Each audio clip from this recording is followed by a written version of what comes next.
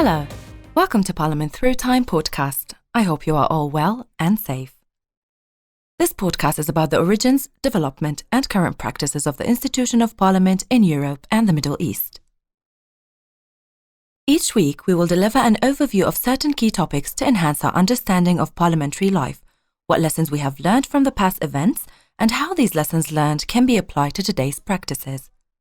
Last week, we talked about how the institution of Parliament came into existence. This week, we're moving forward in time, discussing the rise of parliamentary powers and crisis of expectations from parliaments in Europe in the 19th and 20th century. The podcast series is produced by the Westminster Foundation for Democracy in the framework of the European Union supported Jordanian House of Representatives program. Marko Vujacic, the Committees and Oversight expert in the program, prepared the content of the podcast. I am Lamasawi, your host for this podcast from the heart of Amman, Jordan.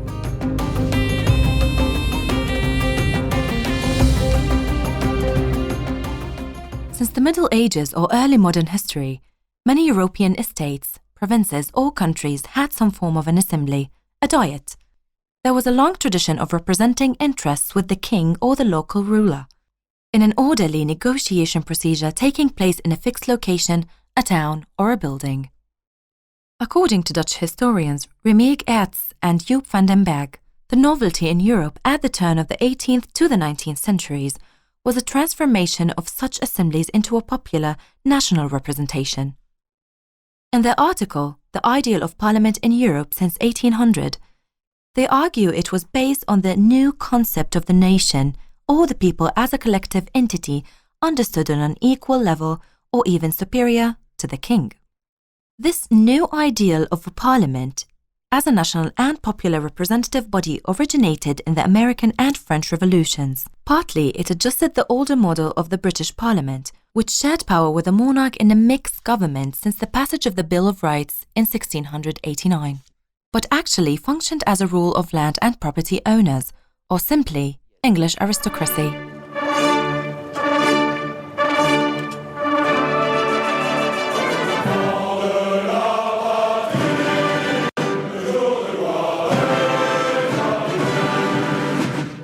The prelude to the formation of the French National Assembly was the summoning of the French Estates General in 1789. It was the first meeting of the French Estates General since 1614. The Estates General were the clergy, First Estate, the nobility, Second Estate, and the commoners, Third Estate. Summoned by Louis XVI to propose solutions to France's financial problems, the Estates General convened for several weeks in May and June 1789. It ended when the Third Estate formed into a National Assembly, signalling the outbreak of the French Revolution.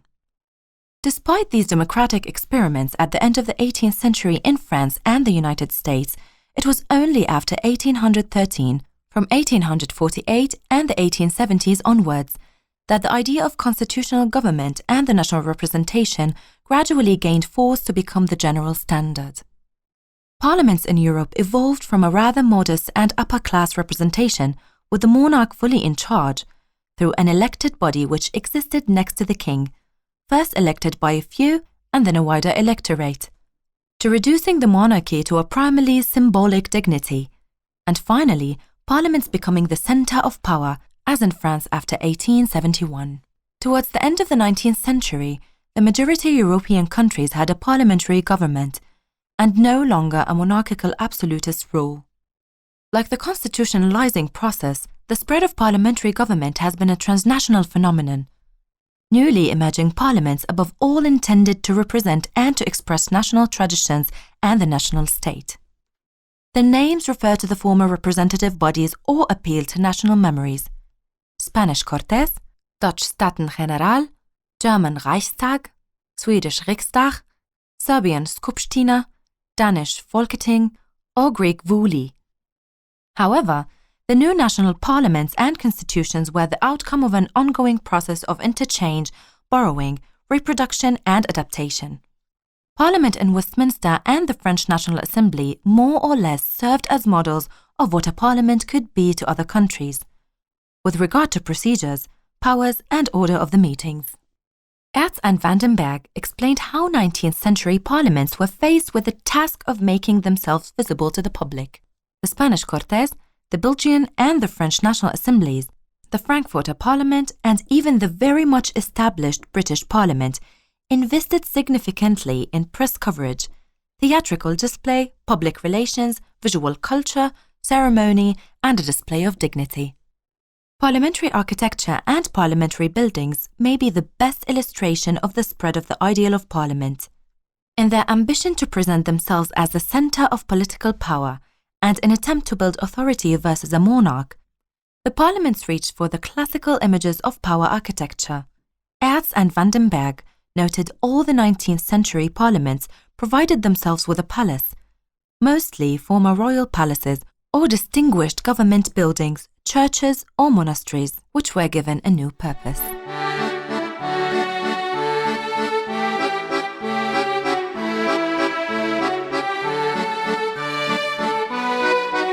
The National Assembly of the Revolutionary Batavian Republic, the successor of the Republic of the Seven United Netherlands and afterwards the Dutch Second Chamber, moved into the Binnenhof and settled into the former ballroom of the ousted stadtholder William V of Orange. The French Chambre des Députés, afterwards the National Assembly, took up its residence in the Palais Bourbon and the Senate in the Palais de Luxembourg.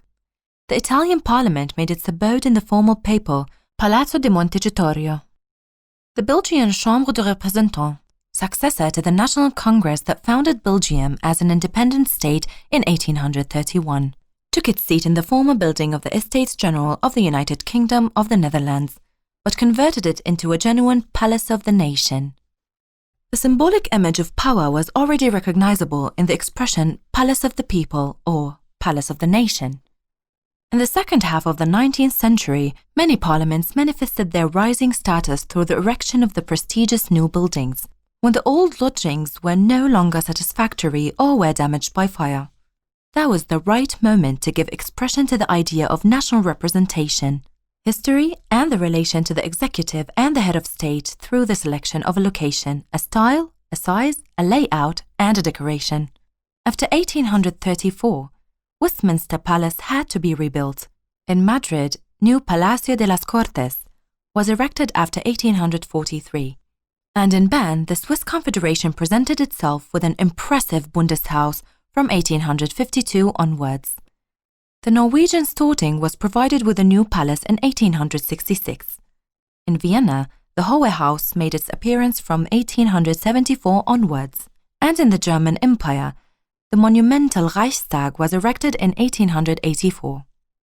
About the same time, new parliament buildings were established in Athens, Budapest, and Stockholm.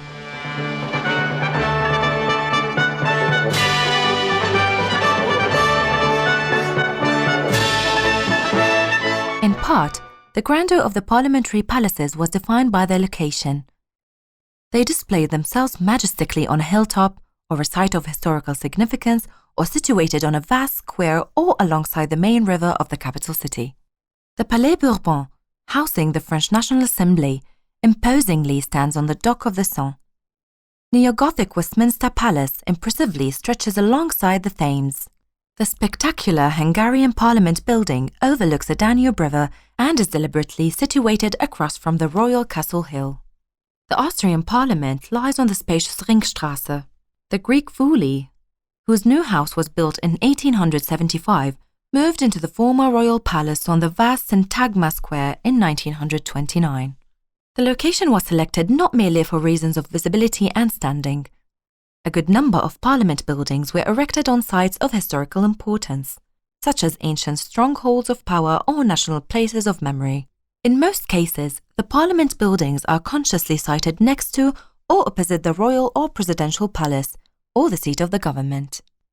In parallel with the process of parliaments investing in a show and demonstrating of strength, the history of 19th and 20th century in Europe shows the rise of parliamentary powers and competences. This was not achieved without difficulties. There were waves of progress, but also disappointments in what an ideal of parliament should be. The cases of Britain, France, and Germany clearly demonstrate this dynamic. Historians are used to seeing the 19th century as the age of parliamentary expansion in Europe.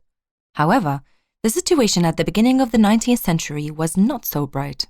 After the experiment of the French Revolution, no country thought about adopting universal voting rights, and both the French and British parliaments feared noisy public galleries that, they believed, had such a devastating effect during the Revolution. Even though making laws was part of what they did, parliaments were not the law-making machines they would later become. They were first and foremost the centre of representative government, as it was then called. In his article Between National Character and an International Model, Dutch historian Henk de Wilde paints the picture of the rules and culture of the 19th century parliaments. In practice, he argues, the British and French parliaments were an extension of society. This was not the whole society, but the world that mattered socially, culturally, and politically. An aristocratic or semi-aristocratic world of people who went to London for the London season of cultural events that closely follow the parliamentary season.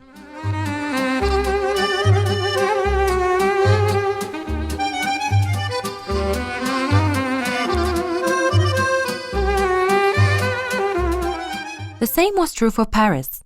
Many fashionable people left Paris when Parliament was not sitting. Parliament was not only the centre of political, but also of a cultural life in both capitals. It was the constant talk of the town. Parliamentary politics and oratory were discussed at dinner parties, in London clubs, and in the Paris salons that flourished in the first half of the 19th century. Aristocratic society went to Parliament as if they were going to the theatre. In Paris, some MPs criticized the semicircular hall of the Bourbon Palace that is still in use for looking too much like a theatre. The shape of this parliament stimulated a kind of theatrical oratory, delivered from the parliamentary platform. The critics were right in pointing out the differences between the shapes of the halls housing the British and French parliaments, between their public galleries and between the styles of oratory in the two parliaments. However, the similarities in the cultural appreciations of both parliaments were clear. Especially when the great orators would speak, the public galleries were overcrowded. It could be noted that this is interesting only from a cultural point of view, but that it does not concern the real business of Parliament. However, the prestige of the British and French parliaments of the pre-democratic times, characterized by no female presence in parliaments and no universal voting rights, depended on their cultural meaning in a broad sense. Had they been closed administrative bodies, they would not have been popular nor prestigious. Openness, debates, and accessibility to the public is what made them relevant. In the 1850s and 1860s, the future of parliamentary government did not look well.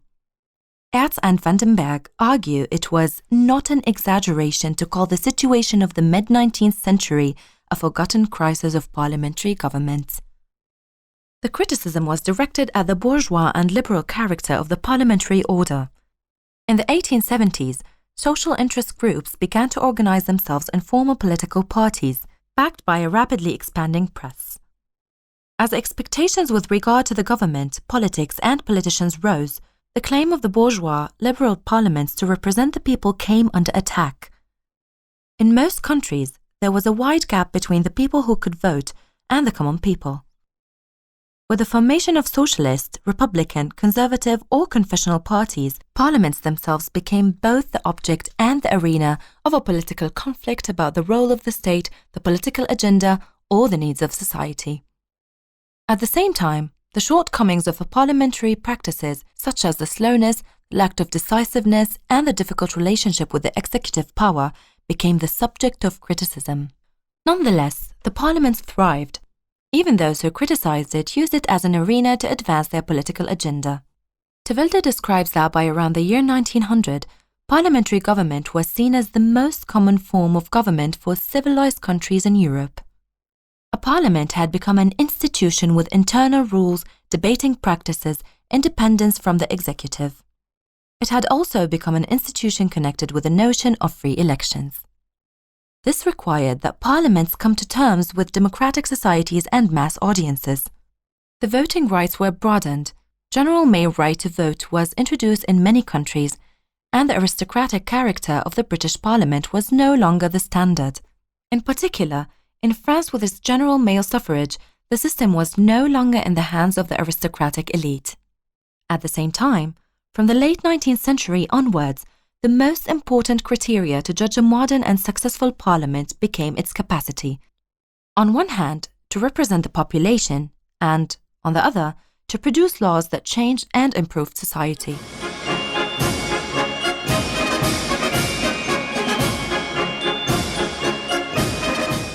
In the 1920s, the success of parliamentary democracy in the newly formed states in Central and Eastern Europe was seriously hampered by a number of problems.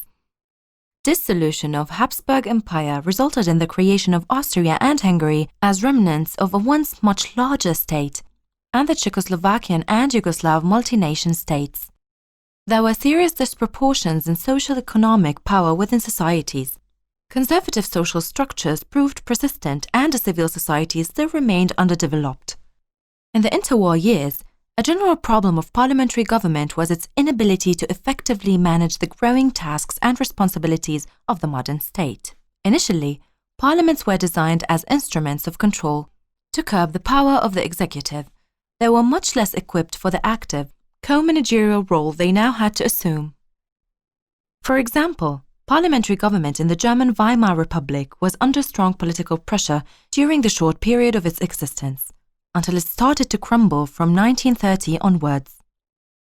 In his article about parliamentarism, Normative Expectations and Criticism of Parliamentarism in the Weimar Reichstag, German historian Thomas Reitel argues it was not only the external factors such as the 1929 world economic crisis that contributed to the downfall of parliamentary government in Weimar, Germany. It was above all the volume of foreign and domestic policy challenges. The right-wing fascist and Nazi parties not only rejected the parliamentary regime, but also parliamentarism in general. Yet, they effectively used their parliamentary presence as a political weapon against the system. The rejection of parliamentarism on the part of the extreme left was also forceful. Among the communists, anarchists, and far-left socialists, parliamentary democracy was regarded as a formal facade to retain the power and privilege of the wealthy and rich class. Reitel explains that the criticism of parliamentarism in the Weimar Republic stemmed from many sources.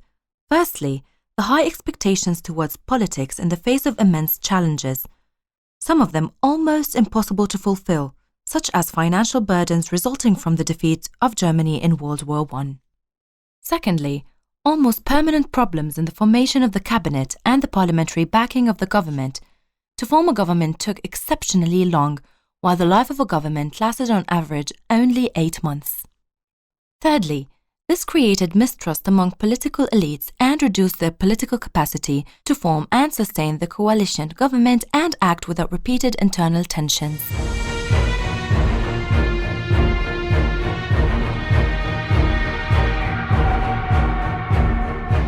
From 1925 on, and especially after 1930, the ideal of parliament became subject to severe criticism throughout Europe, on 2 levels.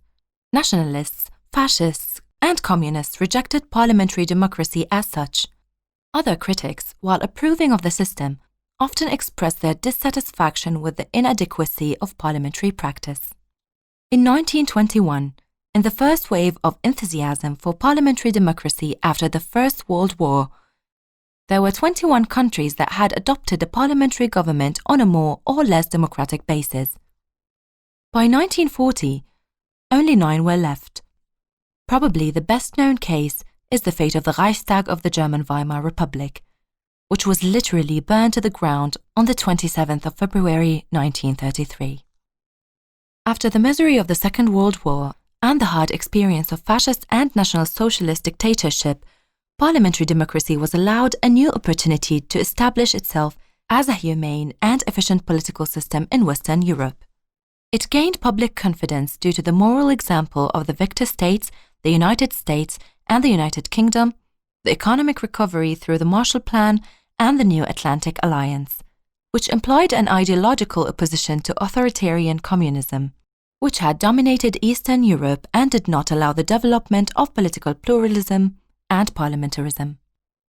After 1945, the Northwest European countries, and also Germany, Austria and Italy, could resume their pre-war parliamentary traditions. This was the dawn of a period of most liberal and democratic constitutional experiences in Europe, apart from the communist countries of South and Eastern Europe.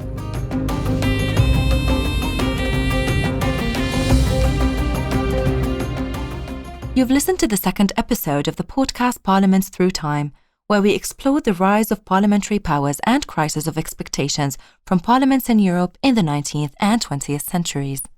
In the next episode, we will be moving closer to the Arab world by discussing the start of parliamentary development in the Middle East and North Africa. Stay tuned and stay safe.